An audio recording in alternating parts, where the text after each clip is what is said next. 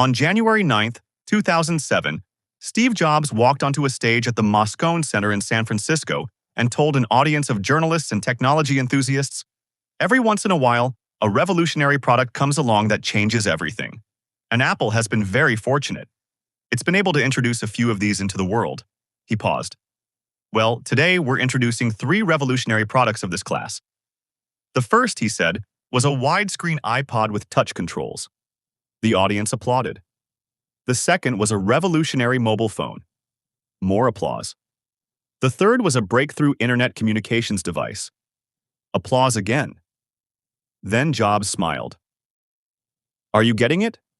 These are not 3 separate devices. This is one device, and we are calling it iPhone." The audience erupted.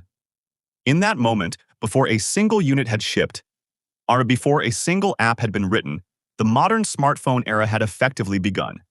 Not because the technology appeared, but because the story was told in a way that made it feel inevitable. In 2006, the smartphone market was dominated by BlackBerry and Nokia. BlackBerry was the choice of business professionals who needed email on the go.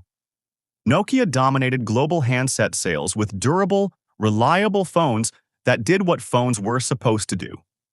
The idea that a computer company, which is what Apple was primarily, could walk into the mobile phone market and fundamentally change it seemed to most industry analysts unlikely. The carriers, AT&T, Verizon, and their global equivalents, held enormous structural power. They customarily demanded control over hardware design, insisted on loading their own software onto handsets, and negotiated terms that left manufacturers with thin margins and little creative freedom. Every major phone manufacturer at the time had accepted these conditions as the price of market access. Apple refused all of them. AT&T agreed to Apple's terms: no carrier customization, no carrier software, revenue sharing with Apple, because they believed the iPhone would be the kind of product that drove subscriber growth. They were right, and in agreeing to Apple's conditions, they set a precedent that permanently shifted power in the mobile industry away from carriers and toward device manufacturers. The Keynote itself was a masterwork of theatrical design, and it is worth examining closely because it represents a philosophy of marketing that Apple had refined over years and that Jobs had made into an art form. The presentation was not improvised. It had been rehearsed for months. Every pause, every joke, every live demo, every visual transition had been scripted and timed. Jobs spent the first section of the presentation not showing the iPhone but establishing the need for it, walking through the state of existing smartphones, showing how they were not so smart, explaining why a touchscreen was superior to a stylus or a fixed keyboard. By the time he showed the device, the audience had already been guided through a logical argument that made the iPhone feel like the obvious solution to a problem they now understood clearly. This structure, establish the problem before revealing the solution, is a basic rhetorical technique, but Jobs executed it with unusual discipline and precision. The secrecy that surrounded the iPhone development was equally strategic. Apple maintained almost complete information silence about the iPhone for approximately 2.5 years of development. In an industry where product leaks are routine and competitive intelligence is actively traded, this silence was remarkable. It served a specific purpose. It allowed Apple to own the entire narrative at the moment of announcement. Every journalist covering technology had been waiting to see what Apple was working on. There was no competitive counter-narrative, no leaked specification sheet to argue with, no advance analyst report reframing the story.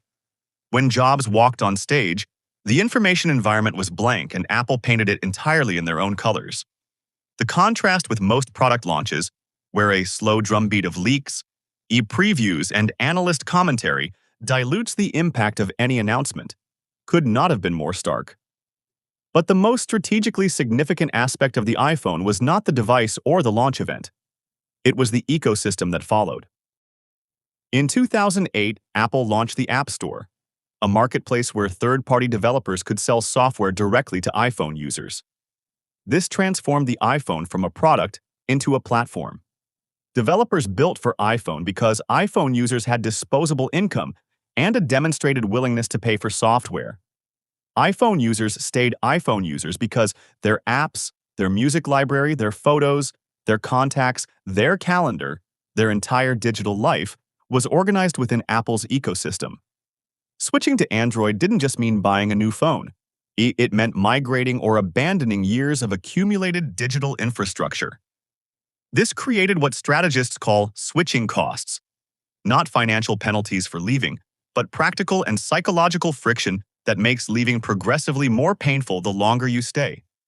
Apple didn't just sell you a phone.